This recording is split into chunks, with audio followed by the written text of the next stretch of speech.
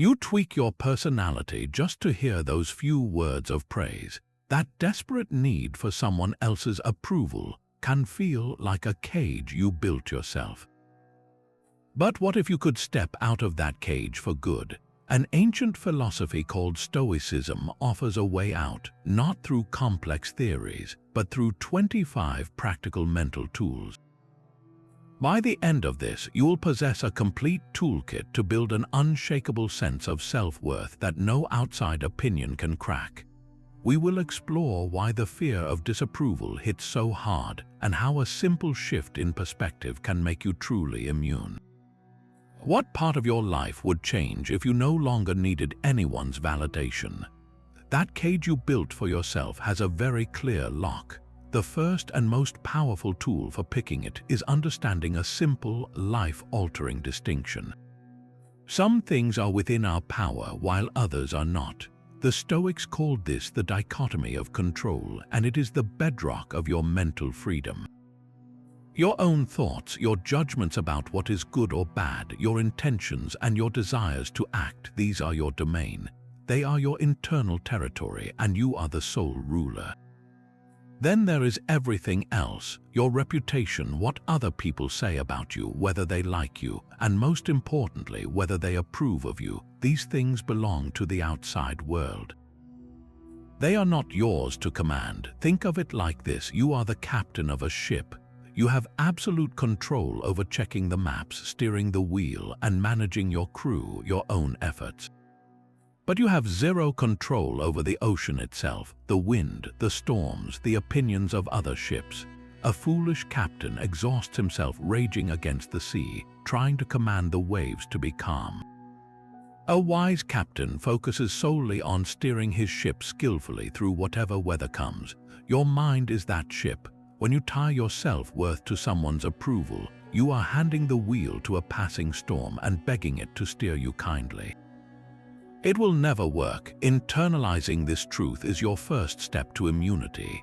It is not about becoming cold or indifferent to others. It is about redirecting your energy from what you cannot change, their opinions, to what you can, your own character and actions. Your job is to be a good person, to act with integrity. Their job is to form whatever opinion they will. When you truly grasp that their approval was never yours to have, you stop chasing it. You simply do your best, and whatever comes back is just weather, not a verdict on your soul.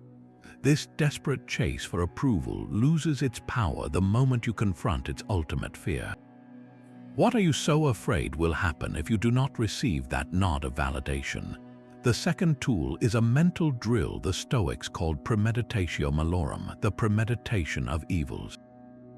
It is not about pessimism, but about inoculation. You deliberately and calmly visualize the very thing you fear losing, in this case, someone's good opinion of you. You play out the scenario in your mind, not with panic, but with a quiet curiosity. Imagine a specific person whose approval you crave. Now, in your mind's eye, see them looking at you with clear disappointment. Hear them speaking words of criticism or rejection. Feel the initial sting and then watch it pass. You are still standing. Your character remains intact. Your ability to choose virtue is completely untouched. By mentally rehearsing this loss, you accomplish two profound things. First, you rob the event of its terrifying surprise. When you have already walked through that door in your imagination, its real-life counterpart holds far less power over you. The fear of disapproval is often worse than the disapproval itself, a monster that grows in the shadows of the unknown. Shine the light of your conscious thought on it, and you see it for what it is, a temporary feeling, not a permanent state. Second, and perhaps more importantly, this practice forces a powerful re-evaluation of what you truly have. While visualizing the loss of another's approval, you are simultaneously confronted with the unshakable assets you still possess: your own reason, your integrity, your capacity for resilience. You realize that your core happiness was never stored in their mind to begin with. It is like fireproofing your self-worth. You intentionally expose your desire for approval to small, controlled mental flames so that when a real spark of criticism flies, your inner foundation does not catch fire. You stop clinging so tightly to something you never truly controlled, and in letting go, you find a deeper, more stable source of contentment that no one can take from you. That initial sting of criticism starts to fade, and you find yourself standing on more solid ground. Now, take that newfound stability and use it to step outside of yourself entirely. The third tool is a breathtaking mental shift the Stoics called the view from above. Close your eyes for a moment and picture not the disapproving face of one person, but the entire room you are in. Now pull your perspective back up through the ceiling above your street, seeing your whole neighborhood as a tiny grid. Keep going. See your city, then your country, shrinking to a patch of color on the spinning sphere of the earth. Now watch the earth itself, a fragile blue marble drifting in the immense black silence of space. From here, can you even see the person whose approval you were so desperate to earn? Can you make out the specific social gathering, the one conversation that felt so world-ending? This cosmic perspective does not belittle your feelings, but it places them in a truer context. Your life, with all its triumphs and heartaches, is a single, fleeting spark in a cosmic timeline spanning billions of years. The opinion of one other temporary spark, no matter how important they seem, is like a single grain of sand on an endless beach. This is not about making your life feel insignificant, but about freeing it from the weight of imagined significance you place on external validation. That burning need for someone to nod in your direction becomes quiet when you realize you are both just stardust, dancing for a brief, beautiful moment. Your pursuit of their approval seems as logical as two waves in the ocean arguing over which one is more respected by the moon. The view from above dissolves the drama and reveals the profound simplicity of your purpose. It is not to be liked, but to live well with virtue during the short time you have. When you zoom back into your life, the criticism may still be there, but it has lost its power to define you. It is just a sound, a momentary ripple in the grand, silent expanse of existence. From the silent expanse of space, you return to the ground of your own life, carrying a quiet sense of scale. That sense is your anchor when you encounter the very thing the view from above makes seem so small, the sting of another's indifference or disapproval. The fourth tool is a radical embrace of that very sting. It is the Stoic mantra of Amor Fati, the love of your fate. This is not passive resignation.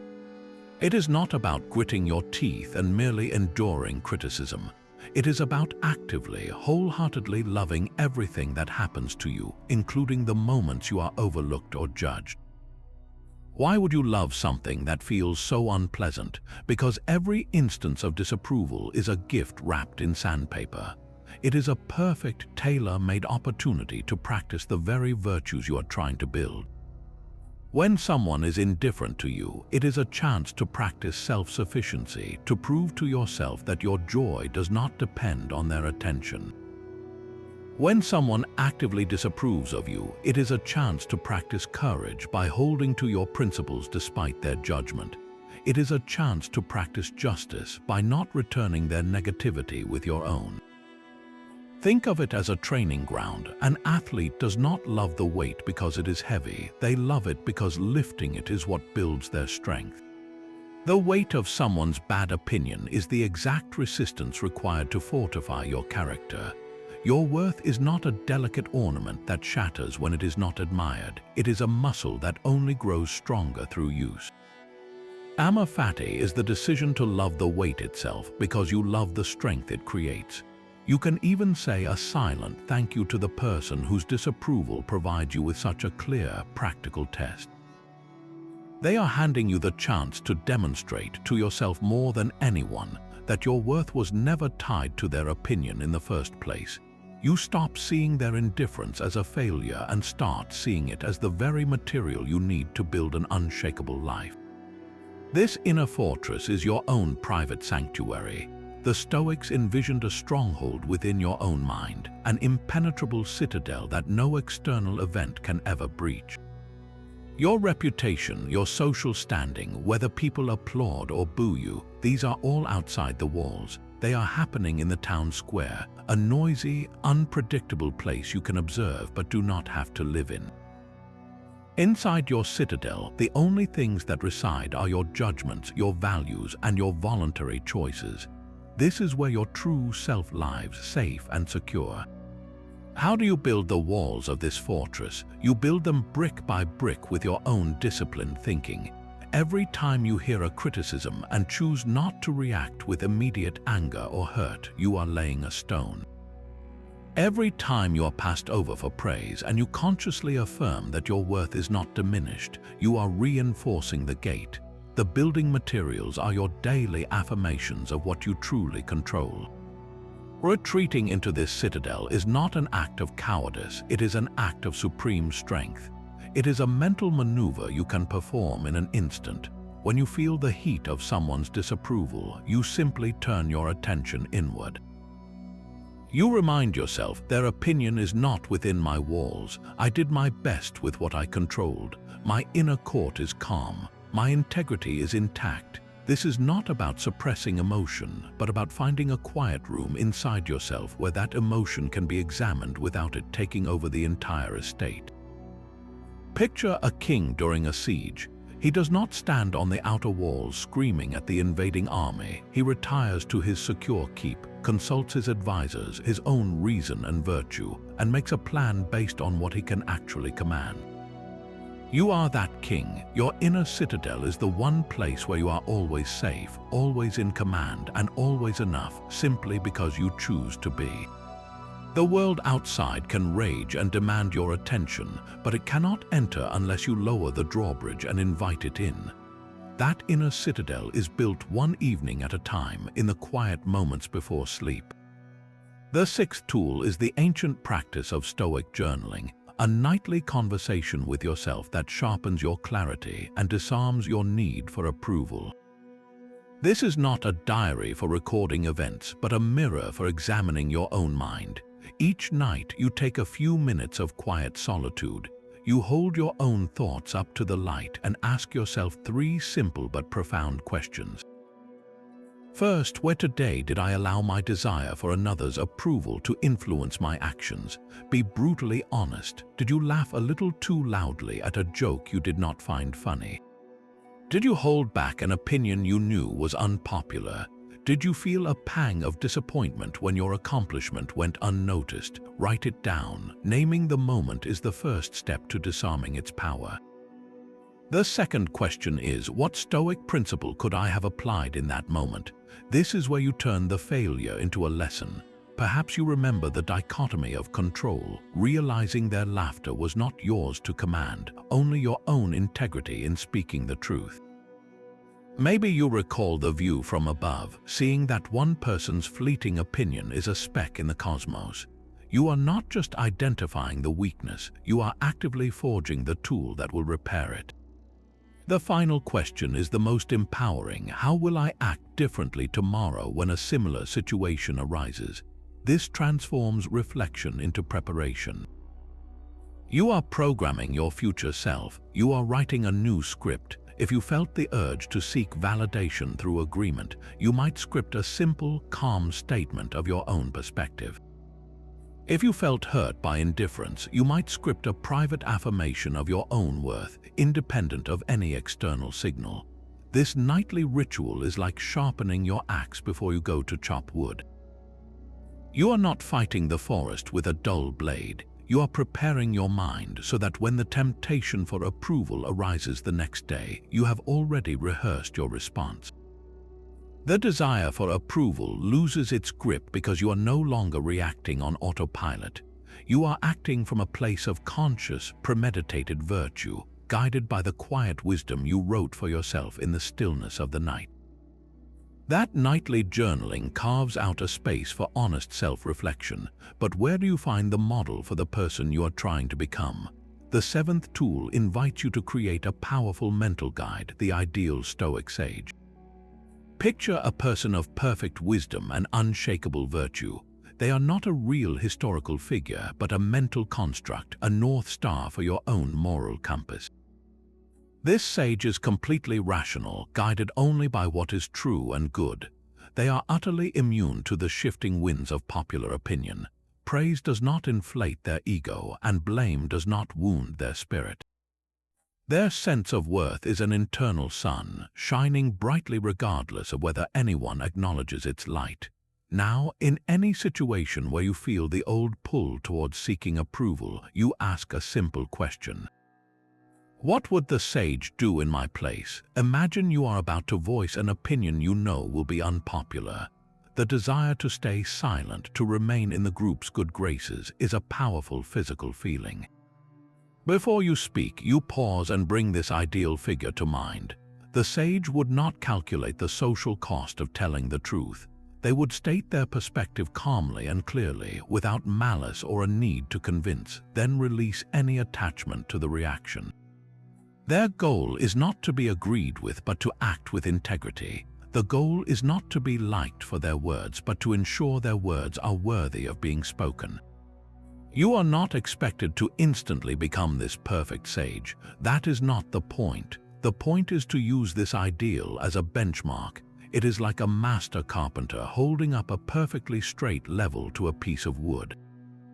The level shows the gap, the deviation from the ideal. It does not mean the wood is worthless. It just shows where to plane, where to apply pressure to make it straighter. When you measure your reactions against the sage, you see clearly where your own desire for approval is causing you to bend. Did you exaggerate a story to make yourself seem more impressive? The sage would have no need for such inflation. Did you feel a surge of pride when praised for something trivial? The sage would acknowledge the kindness but remain grounded in a sober assessment of their own actions. This mental model provides a constant, gentle correction.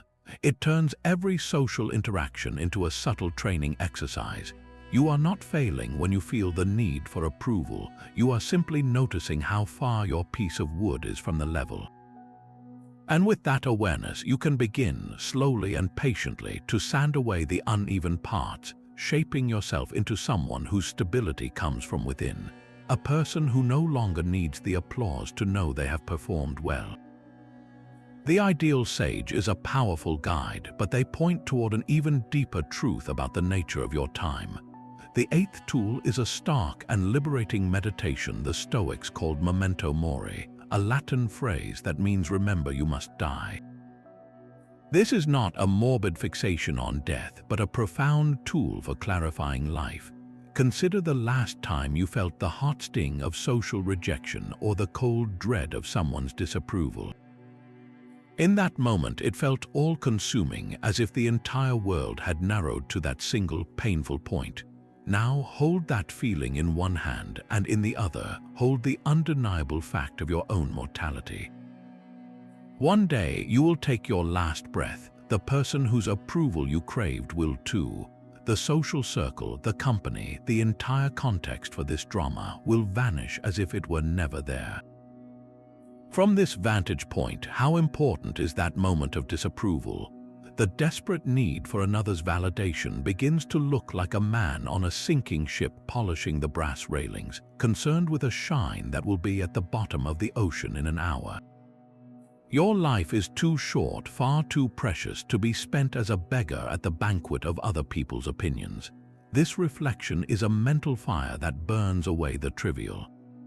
It forces a single, urgent question upon you. If your time is limited, what is the most valuable way to spend it? Is it in crafting a persona that you hope will be liked, or is it in building a character that you know is good?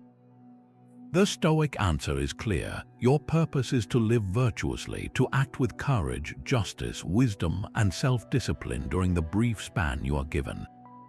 Every moment spent fretting over whether someone approves of you is a moment stolen from that central task. Memento mori does not drain life of its joy. It fills it with a fierce and focused love. It reminds you that the sunset is beautiful precisely because it is fleeting, and your life is meaningful precisely because it will end. this tool transforms your daily interactions. That difficult conversation you need to have, the honest opinion you need to voice, the creative project you are afraid to launch for fear of criticism, the remembrance of death whispers a quiet command. Do it now. Do not wait for a permission slip from the world that may never come. Live as if this day, this very interaction, could be your final act. Make it a worthy one, defined by your own integrity, not by the applause you hope to receive. When you carry this awareness with you, the chase for approval loses its urgency, replaced by the calm, determined work of building a life that you, on your last day, will be proud to have lived. That fierce love for your own brief life clarifies what truly matters, and in that clear space you find the ninth tool, a mental pause button for your deepest insecurities. The Stoics called this practice objective representation. It is the disciplined art of catching a painful impression the very moment it enters your mind before you grant it power. An impression is not a fact, it is merely a raw signal from the world, like a notification on your phone. Someone's frown, a dismissive comment, the silence where you expected praise, these are the signals. Your mind instantly slaps a label on that signal. The label says, this means I have failed, this means I am unworthy, this means she thinks I am a fool. Objective representation is the conscious decision to challenge that label before you accept it as truth. It is the simple, powerful act of inserting a question between the event and your emotional reaction. You feel the sting of her disapproval. Stop, do not let the story run. Look at the event with the cold, clear eyes of a scientist examining data. The data point is, she frowned and said she was disappointed. That is all. It is an external event. Now, examine the automatic label your mind created, the one that says this frown is a verdict on your entire value. Is that label a fact, or is it just one possible interpretation, and perhaps the most unkind one? You can just as easily apply a different, more truthful interpretation. Her disappointment may reflect her own expectations, her own bad day, her own unspoken fears. It is information about her internal state, not a final judgment on your soul. By pausing to examine the impression objectively, you strip it of its catastrophic meaning. You break the chain that links her action directly to your self-worth. This is not about suppressing the feeling, but about understanding its source. The feeling of hurt is real, but it arises from your assent to the initial, damaging label. When you refuse to give that label your endorsement, the feeling loses its fuel. It may still flicker, but it cannot become a wildfire. This mental space, this moment of pause, is where your freedom is won. It is the difference between being a prisoner to every passing thought and being the gatekeeper of your own mind. You start to see every critical glance not as a truth to be feared, but as a simple piece of data to be assessed with calm curiosity, then filed away without the power to define you. That mental pause button gives you space to question your assumptions, but true freedom requires more than just thought. It demands action. The 10th tool is a practice that feels almost counterintuitive, voluntary discomfort. This is the deliberate choice to forego a comfort or convenience, not as a punishment, but as a profound exercise in self-reliance. You prove to your own nervous system that you are tougher than your circumstances. Start with something small. Choose to walk somewhere instead of driving on a pleasant day. Skip a meal and feel the genuine hunger, not with panic but with curiosity. Wear a simple, unassuming outfit to a social event where you might normally dress to impress. In that moment, you will feel a subtle pull, the ingrained desire for the comfort, for the ease, for the admiring glance. And by consciously refusing that pull, you accomplish something monumental. You demonstrate, in the most direct way possible, that your well-being is not held hostage by that external thing. Your happiness does not live in the softness of your chair or the cut of your clothes. If your core contentment remains unshaken while wearing a plain t-shirt, then you have just delivered a powerful blow to the entire idea that you need any specific external signal to feel good about yourself. This practice directly trains you for the rejection of social approval. If you can be happy without the comfort, then you can certainly be whole without the compliment. If your self-worth is not dependent on a luxurious meal, how could it possibly be dependent on a passing word of praise from a colleague? Voluntary discomfort is like lifting weights for your soul. Each small act of renunciation strengthens the muscle of inner contentment. You are building a baseline of happiness that is so resilient, so internal, that the presence or absence of external validation becomes irrelevant. The luxury, the comfort, the approval, these things can be enjoyed when they are present, but their absence no longer sparks a crisis. You stop being a beggar at the feast of life, anxiously waiting for scraps of praise, and you become the quiet, self-sufficient guest who enjoys the meal for its own sake, completely free from the need for the host's special attention. Your actions now become a clear and steady river flowing from a single spring. The 11th tool is the discipline of action, a Stoic pillar that redirects the very source of your motivation. You stop asking, "What will she think of me if I do this?" and you start asking the only question that truly matters: is this the right and virtuous thing to do? This is a seismic shift in your inner world. Instead of your behavior being a puppet on the strings of other people's potential reactions, it becomes an expression of your own unwavering character. The goal of your action is no longer to receive a reward of approval, but to fulfill your duty as a rational human being contributing to the common good. Imagine you are in a meeting and a popular but flawed idea is gaining momentum. The old you might have stayed silent, prioritizing group harmony and the safety of being liked. The new you, guided by the discipline of action, asks a different question. Is it virtuous to remain silent when a mistake is being made that could harm the project? The answer is no. Virtue, in this case, demands courage and honesty, so you speak not with aggression but with calm clarity. You are not speaking to win an argument or to make people admire your insight. You are speaking because it is the right thing to do for the common good of the team. The reaction is entirely outside your control and therefore outside your concern. They might appreciate your honesty or they might resent you for it. Your peace of mind does not hinge on that outcome. Your satisfaction comes from the action itself, from knowing you acted with integrity. This discipline turns every interaction into a sacred practice. Washing the dishes becomes an act of care for your household, not a chore you hope someone will notice and praise. Doing your job with excellence becomes a matter of personal integrity, not a performance for a promotion. Even a simple conversation is an opportunity to practice justice and kindness, regardless of whether the other person reciprocates. When your primary motive is virtue, you are freed from the exhausting calculus of social reward. You no longer have to predict or manipulate outcomes. You simply do what is right, and you let the chips fall where they may. The result is a profound and unshakable consistency. People no longer see a person who shifts with the wind of opinion.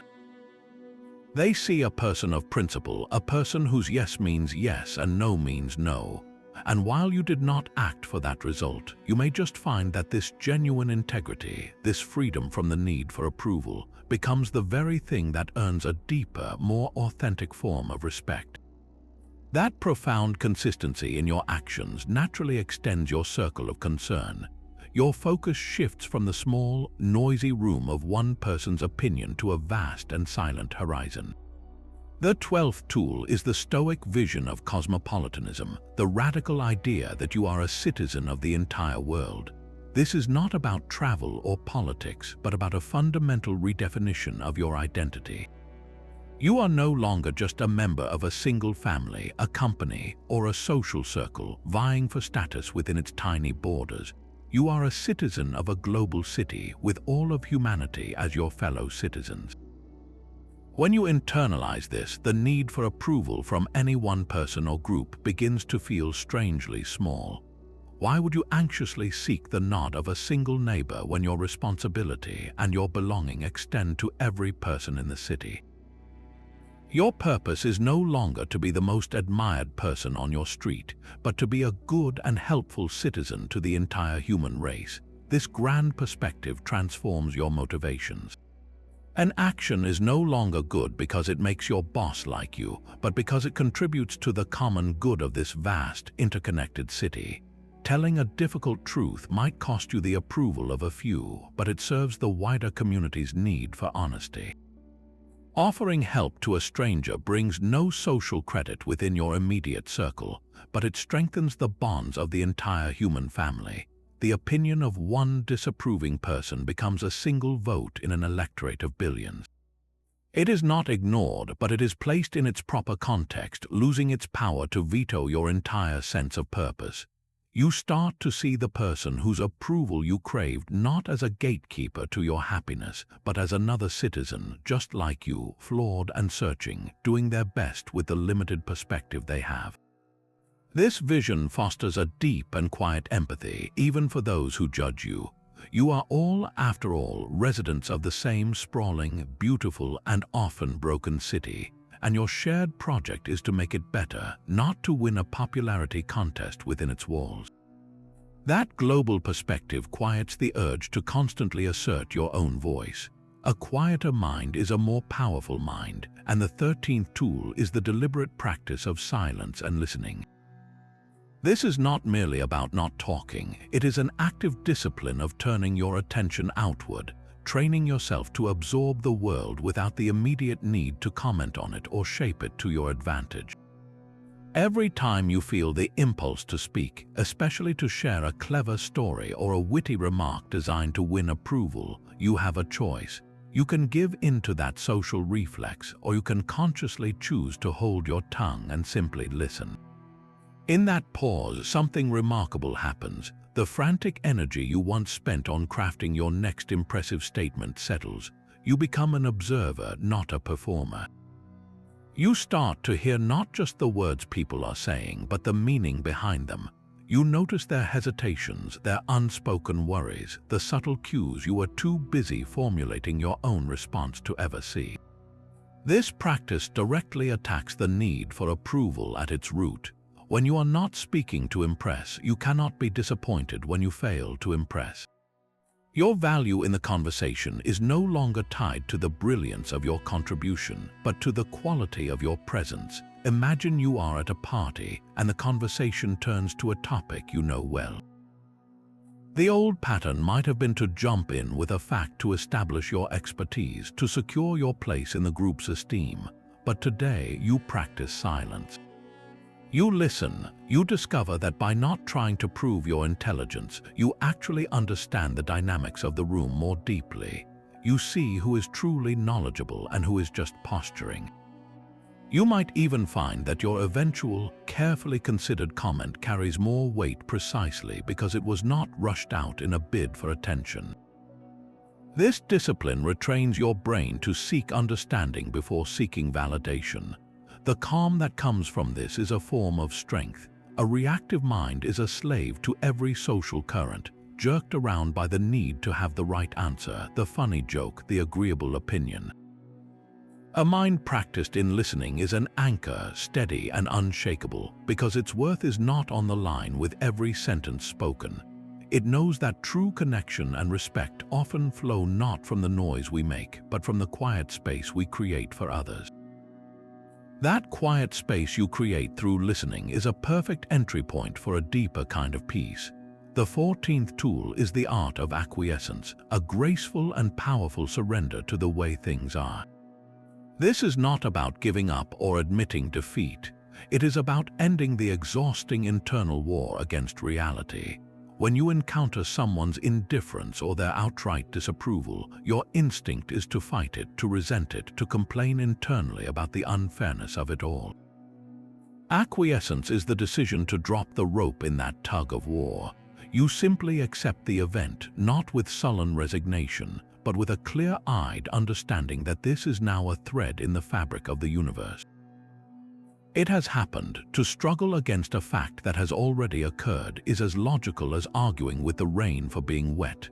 Their disapproval is simply a piece of weather that has arrived in your life.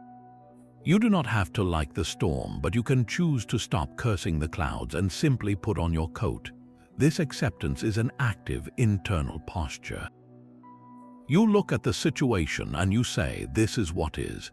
She is disappointed in me. That is the current reality.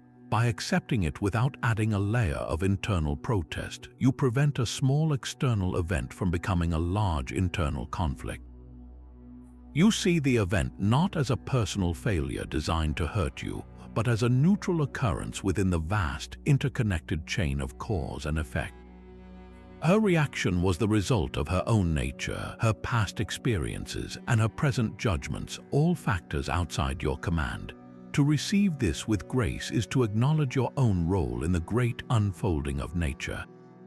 You did what you thought was right with the information you had. The universe, through her, has now provided feedback. That feedback is not an indictment, it is simply data.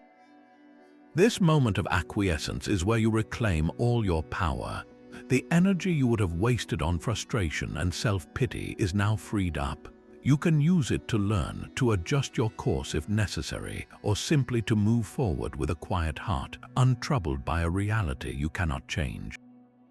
You meet the indifferent universe not with a complaint but with a nod, acknowledging its vast and mysterious design, and then you continue your own work within it. Your inner compass is not calibrated by the applause of the world, but by the quiet certainty of your own definitions. The 15th tool is perhaps the most personal of all, a deep and deliberate act of self-legislation where you define your own good. Most of us walk through life using a borrowed map, navigating by landmarks erected by others, the good job, the right car, the perfect number of social media likes. We chase these external markers, and when we catch them, we find the satisfaction hollow and fleeting because they were never our destination to begin with. Stoicism offers a different map, one drawn with the 4 cardinal directions of virtue, wisdom, courage, justice, and temperance. Your task is to take this ancient compass and chart your own territory. What does it mean in the concrete reality of your daily life to be a good person? Not a successful person or a well-liked person, but a good one. Start with wisdom. For you, this might mean defining a good day not as one where you received a compliment, but as one where you learned something true, where you questioned a long-held assumption, or where you listened more than you spoke. For courage, your definition could be standing by an unpopular but ethical decision at work, or having the difficult conversation you have been avoiding, not because it will be rewarded, but because it is right. Justice becomes about your small, daily interactions, treating the barrister with the same respect as the CEO, not for show, but because you have defined fairness as a non-negotiable part of your character. And temperance is your personal boundary, knowing that a good life is not one of limitless consumption, including the consumption of praise, but one of measured, intentional action. When you write these definitions for yourself, your self-evaluation becomes an internal, private process. You no longer wait for the world to give you a report card. At the end of the day, you do not ask, did they like me? You ask, did I act with the wisdom I value? Was I courageously true to my principles? Did I treat others with the justice I believe they deserve? Did I exercise temperance in my desires and reactions? This is how you build an unshakable core. The winds of opinion can howl all they want, but they cannot blow down a structure that is anchored in the bedrock of your own clearly defined virtue. You become the sole and final judge of your own character, and in that sobering, empowering responsibility, you find a freedom that no one's approval can ever grant or take away. That solid structure of your own making rests upon a foundation you must never forget is shifting sand. The 16th tool asks you to hold a single, humbling truth in your hands every day, the truth of impermanence. Everything you see, everything you are attached to, is in a state of constant, inevitable flux. The relationships you cherish, the social status you might cling to, the very opinions of others you crave, they are all as temporary as a cloud formation. Look at the person whose approval feels so vital to you right now. 1 year from now, 5 years, a decade, your connection to them may have deepened or it may have evaporated completely. You might move to different cities, fall into different circles, or simply grow into different people. The opinion they hold of you today is not a permanent engraving on a stone tablet. It is a message written on the surface of a river, already being carried away and rewritten by the current of new experiences. This is not a cause for despair, but a profound source of liberation. Your desperate need for a stable, constant source of approval is like building a house on a riverbank and then being shocked and terrified each time the water rises and changes the shape of the shore. The problem is not the river, the problem is your expectation that the shore will never move. When you deeply contemplate that every single source of external validation is inherently unstable and temporary, you stop trying to build your home there. You stop begging for a guarantee that the universe is simply not designed to provide. That colleague whose respect you work so hard to earn might change jobs tomorrow. That friend whose opinion you value above your own might one day be influenced by a rumor and turn away. The social media followers who shower you with likes today could forget you exist tomorrow. To tie your sense of worth to any of these things is to chain yourself to a ghost. It is all passing weather, so what remains, you remain. Your character, your capacity for virtue, your ability to act with integrity in this very moment, these are the only things you can truly work with. The impermanence of all external things does not make your life meaningless. It makes your present choices infinitely more meaningful. This conversation, this action, this day, is your one and only chance to be the person you want to be within this fleeting configuration of circumstances. The approval of others was always a mirage, a temporary reflection that you mistook for a permanent oasis. When you see the desert for what it is, you stop chasing the shimmering image and start carrying your own water. Your own definitions of good anchor you against the shifting sands of opinion. But how do you navigate the seas of effort without being shattered by the storms of outcome? The 17th tool is a subtle mental maneuver the Stoics called the reserve clause. This is the practice of adding a silent, unspoken caveat to every single one of your plans and endeavors, especially those tied to the approval of others. You consciously frame your intention with the words, fate permitting. I will do my absolute best to earn her respect, fate permitting. I will strive to make a good impression in this meeting, fate permitting. I will act with kindness and hope for a warm connection, fate permitting. This is not a pessimistic hedge, but a profound acceptance of the fundamental nature of reality. You are acknowledging the simple truth that your effort is your domain, but the final result is woven from a million threads you do not control. Her mood, her past experiences, her unconscious biases, the sudden phone call that distracts her, all of these are factors of fate that lie far outside the borders of your own will. By adding this reserve clause, you accomplish two things simultaneously. First, you pour your entire soul into the attempt. You are not holding back. You are giving your best effort with full focus and integrity.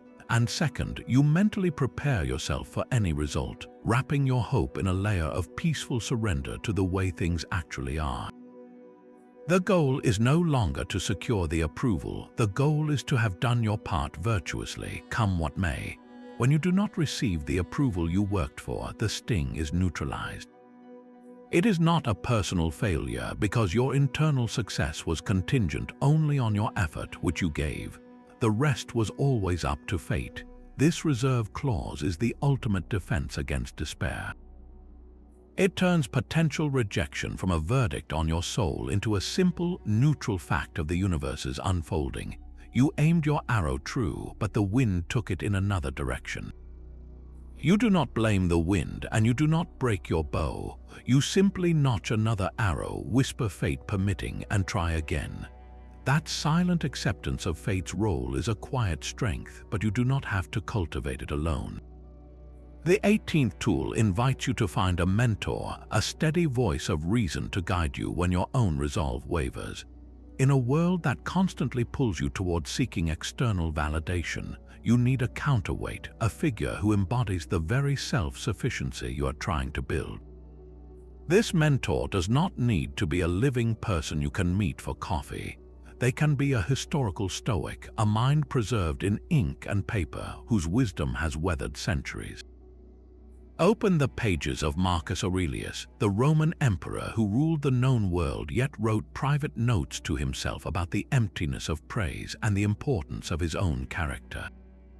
Or listen to the words of Epictetus, the former slave who taught that our chains are often forged not by others, but by our own desires for things outside our control. Make their works your daily conversation. Read a single passage each morning, not as an academic exercise, but as a personal consultation. You are sitting with a coach who has faced down the very same human temptations you face today. When you feel that old, familiar anxiety before a social event, the fear of saying the wrong thing and losing standing, you can hear Epictetus asking, "Is this within your power?" You can recall Marcus reminding himself that the applause of the crowd is just a clattering of tongues. Their words become an internal compass, recalibrating your own. They are not offering theoretical ideas, they are providing lived answers. When you are tempted to trim your opinion to fit the room, you can ask, what would Marcus do? He would speak the truth calmly for the common good and be completely indifferent to whether it was well received. When you feel hurt by a colleague's dismissive comment, you can remember Epictetus noting that it is not the event that hurts you, but your judgment about it. This daily mentorship builds a reservoir of strength that you can draw from in real time. It is like having a wise friend living in your pocket, one who constantly whispers the principles of freedom just when you need them most. Their consistent example reinforces your own practice, turning abstract Stoic tools into a deeply personal and operational philosophy. You are not just reading about a sage, you are apprenticing yourself to one, slowly learning to think as they did, until their unshakable immunity to external validation becomes your own. These mentors offer profound wisdom, but in the heat of a difficult moment, you need something faster than a whole book. You need a pocket-sized shield. The 19th tool is the use of short, potent maxims. These are not empty affirmations, they are concentrated capsules of Stoic truth, designed to be deployed in an instant to block an incoming blow of anxiety or self-doubt. They are your mental mantras. When you feel the old urge to twist your words to please someone, you can whisper to yourself, "The opinion of others is not my concern." Let that sentence land. It is not a suggestion, it is a statement of fact, a reminder of the very first tool, the dichotomy of control. Their opinion lives in their mind, a territory where you have no jurisdiction. Your only concern is your own action. When you are rattled by a cutting remark, the phrase, "It is not what happens to you, but how you react to it," cuts through the noise. The event is neutral, your reaction is where your power lies. You can choose to see the remark as a personal attack, or you can choose to see it as data, as weather, as an opportunity to practice patience. Another powerful maxim is, if it is not right, do not do it. If it is not true, do not say it. This is your internal ethical gatekeeper. It stops you from agreeing with a crowd you disagree with just to fit in. It prevents you from exaggerating a story to seem more impressive. It brings you back to the discipline of action, reminding you that your goal is integrity, not applause. Or consider this one, you have power over your mind, not outside events. Realize this and you will find strength. This is your anchor in a storm of social uncertainty. The meeting did not go as you hoped, your idea was rejected, your contribution was overlooked. The event is done. Your mind, however, is yours to command. You can choose to let it swirl in frustration, or you can choose to steady it with reason, to learn what you can, and to move forward with calm resolve. Keep a short list of these maxims with you. Write them on a note card, save them in your phone. They are not magic spells, but they are cognitive tools. Repeating them throughout the day is like performing minor maintenance on your perspective. tightening the bolts, oiling the hinges of your mind, ensuring that the entire structure remains sound and immune to the rust of outside judgment. Those pocket-sized maxims are your daily armor, but they protect something even more fundamental, a complete reordering of what you consider truly valuable. The 20th tool is the practice of indifference to indifference. This sounds like a strange phrase, but it holds the key to your final liberation from the need for approval. The Stoics divided the world into two categories: the good, which is only your inner virtue and character, and everything else. Everything else they called indifference. Now, some indifference are preferred: a good reputation, the affection of others, financial comfort, your health. These are things it is perfectly natural and rational to prefer. They make life more pleasant, but here is the crucial distinction, and it changes everything: they are not good. They do not contribute to your moral worth. Your character can be shining and perfect in poverty, in illness, and in disgrace. And a person can be vicious and corrupt while being wealthy, healthy, and universally admired. When you internalize this, you stop chasing the preferred indifferent of approval as if it were the ultimate prize. You begin to see it for what it is: a nice bonus, like a beautiful sunset on a journey.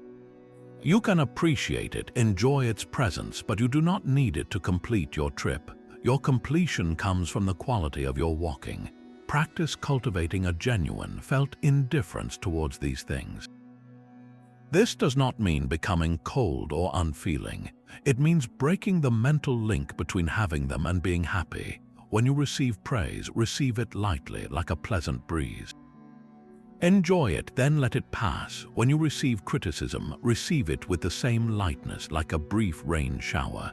It comes, it goes, and you remain dry at your core because your worth was never stored outside in the weather.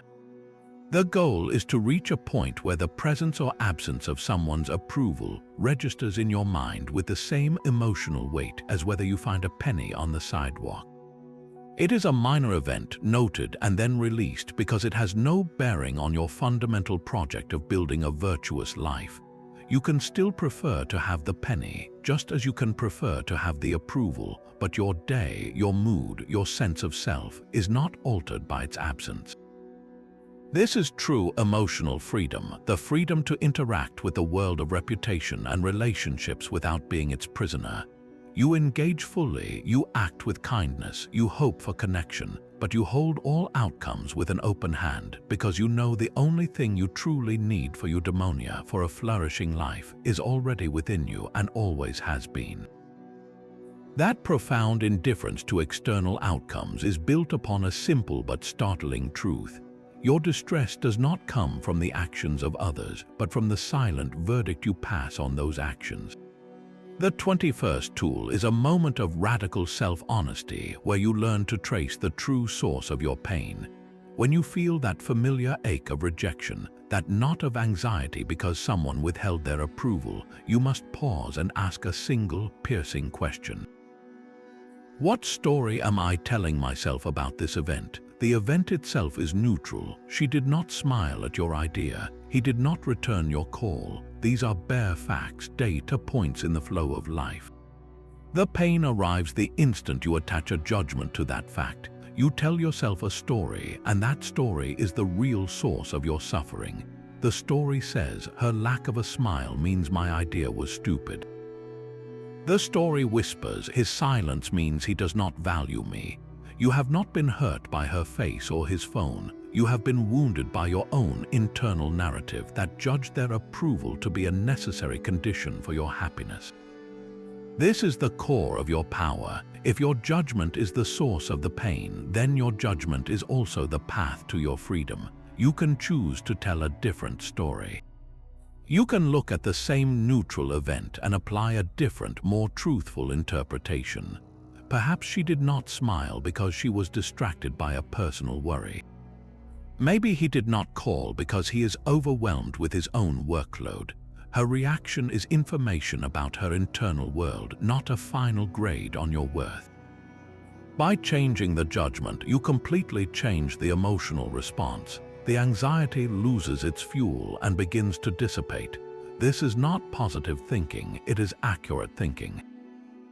It is the disciplined practice of aligning your internal narrative with the complex, ambiguous reality of the world, rather than with the fearful, self-centered stories your ego invents to protect itself. Every time you feel that sting, see it as an alarm bell. It is not signaling an external threat, but an internal error in your reasoning. Your task is to quiet the alarm by correcting the error, by consciously replacing the story that you need their approval with the unshakable truth that you only ever needed your own virtue. That internal story you tell yourself often spirals into a monster of your own creation. The 20-second tool gives you a direct method to slay it, a rational exercise called, "What is the worst that can happen?" You consciously and calmly walk yourself through the absolute worst-case scenario of not receiving the approval you so desperately crave. This is not about feeding anxiety, but about starving it with the clear light of reason. Let us take a specific situation. You are terrified of your father's disapproval regarding a major life choice you have made. The anxiety is a constant hum in the background of your mind. Now sit down and ask the question, what is the absolute worst that can happen if he withholds his approval? Be brutally realistic, not melodramatic. He might be deeply disappointed, he might express his frustration, he might even withdraw emotionally for a period of time. Now take it one step further. And then what? You will feel hurt, you will have to navigate family gatherings with a certain tension, and then what? You will continue to live your life guided by your own principles. You will still have your health, your capacity for joy, your other relationships, your ability to work and contribute. Your core self remains completely intact. In almost every case, this exercise reveals a profound truth. The catastrophic outcome you fear is almost never a true catastrophe. It is a difficult emotion, a challenging social dynamic, but it is not the end of your world. The anxiety, by contrast, makes it feel like a world-ending event. By defining the monster, you shrink it down to its actual, manageable size. This practice does something else incredibly powerful. It forces you to confront your own resilience. Once you see the worst-case scenario written out in plain language, you are compelled to ask a second, more empowering question. And can I handle that? The answer is almost always a resounding yes. You have handled disappointment before. You have navigated strained relationships. You have endured emotional pain and emerged on the other side. Your fear was not of the event itself, but of your perceived inability to cope with it. This exercise proves to you, in a logical, step-by-step fashion, that you are far more resilient than your anxiety believes. The next time you feel that familiar dread at the thought of someone's disapproval, pause and walk through these steps. Define the worst, acknowledge the real but manageable consequences, and then affirm your own proven capacity to endure and move forward. You will find the anxiety loses its fangs, replaced by a quiet confidence that you can face whatever weather comes, with or without anyone's permission. That quiet confidence in your own resilience opens the door to a profound shift in perspective. The 23rd tool is to cultivate a deep and genuine gratitude for the very challenges you once feared. This is the art of seeing every moment of withheld approval, every piece of criticism, not as a personal failure, but as a perfectly designed training session sent to you by the universe. These difficult people and uncomfortable situations are your unappointed Stoic teachers.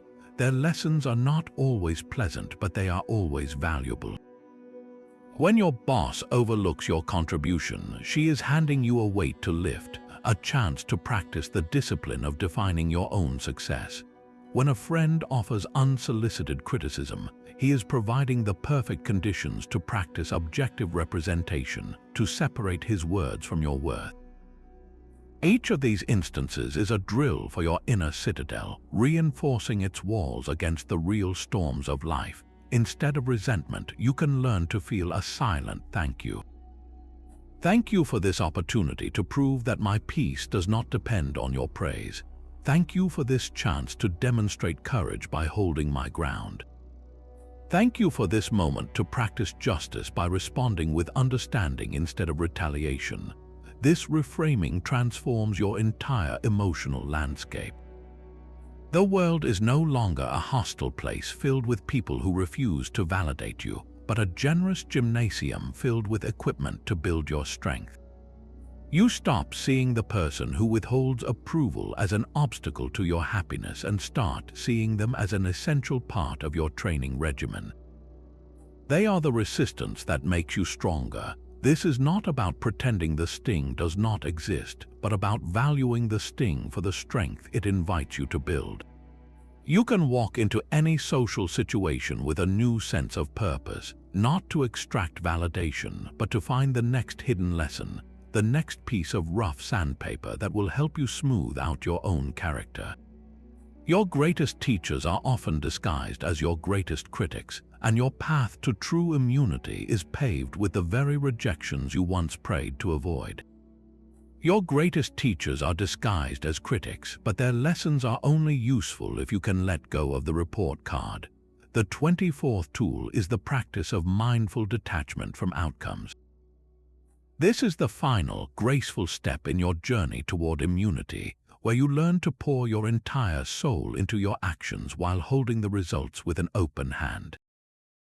Your effort is your sacred domain, a space where you have absolute sovereignty. You can research thoroughly, speak honestly, act with kindness, and strive for excellence with every fiber of your being. But the moment your action leaves your hand, it enters the vast, unpredictable world of cause and effect. Whether it leads to success or failure, to applause or silence, is no longer yours to command. This is the subtle shift from being an actor who needs a standing ovation to feel successful, to being a craftsman who finds his satisfaction in the quality of the work itself. The craftsman shapes the wood with skill and care, and then he places the finished piece on the table. He does not stand there demanding that everyone who walks by must admire it. His joy was in the carving, in the focused application of his craft. The opinions of passers-by are just more weather passing through the marketplace. Apply this to your own need for approval. You prepare thoroughly for a presentation. You speak with clarity and conviction. You offer your best work. That is your craft. The outcome, whether your boss nods in approval or stares blankly, is now part of the marketplace. To cling to a specific outcome is to chain your happiness to a lottery ticket. You did your part. You bought the ticket with your effort, but the final number is drawn by the universe. Detachment is not apathy. It is the profound understanding that your worth was cemented the moment you acted with integrity, and no external result can add to or subtract from that foundational fact. You can desire a positive outcome, you can prefer it, but you no longer need it to confirm your value. This mindful release is the ultimate freedom. It allows you to engage with the world fully and courageously because you are no longer afraid of the answer. You can have the difficult conversation, launch the creative project, or voice the unpopular opinion, not because you are guaranteed a good result, but because it is the right thing to do. Your peace is no longer the prize at the end of the race, it is the ground you are running on. This daily practice of mindful detachment finds its final, empowering expression in the quiet moments before sleep. The 25th and final tool is the daily review of progress, a gentle ritual that solidifies your journey from seeking approval to finding unshakable self-possession. This is not a time to dwell on your stumbles or to list your faults. Its sole purpose is to consciously acknowledge and celebrate your victories, no matter how small they may seem. Cast your mind back over the last 24 hours and ask yourself one simple question. Where did I successfully apply a Stoic tool to remain immune to the need for approval? Perhaps you felt the old urge to join in gossip to feel included, but you remembered the discipline of action and chose silence instead. That is a victory. Maybe you received a piece of harsh criticism, and after the initial sting, you applied objective representation, seeing it as mere data rather than a personal indictment. That is a profound win. Or perhaps you simply walked through your day with a quiet sense of your own worth, not feeling the need to announce your accomplishments or fish for compliments. That is the ultimate goal made real. By actively searching for these moments and holding them in your mind, you are doing something crucial. You are rewiring your brain's reward system. You are teaching your subconscious that the feeling of inner integrity, of having acted from principle, is a more satisfying reward than any fleeting nod of external validation. You are building a library of evidence, proof that you are capable of this new way of being. Each small success is a brick laid in the foundation of your new character.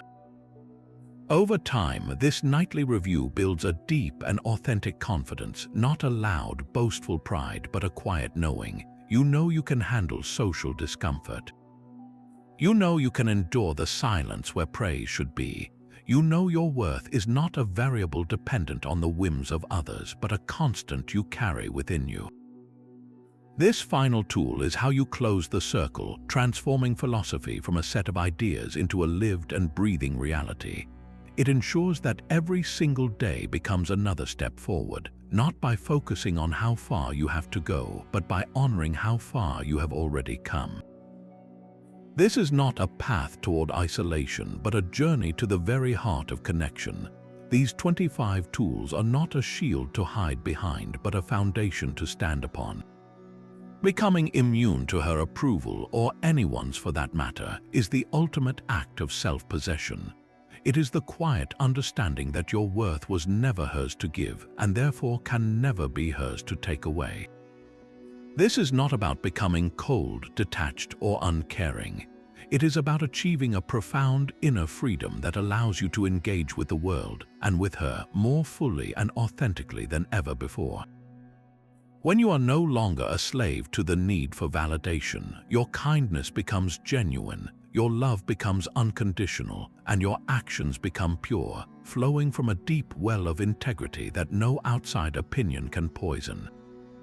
You are finally free to see her and everyone else not as a judge whose verdict you await, but as another human being on their own journey, worthy of your compassion precisely because you no longer need anything from them. This is the true transformation. So tell me, of these 25 tools, which one resonated most deeply with you? Which key feels like it might just fit the lock on your own cage? Share your thoughts in the comments below. Your journey is unique, and your first step could be the very story that inspires someone else to take theirs.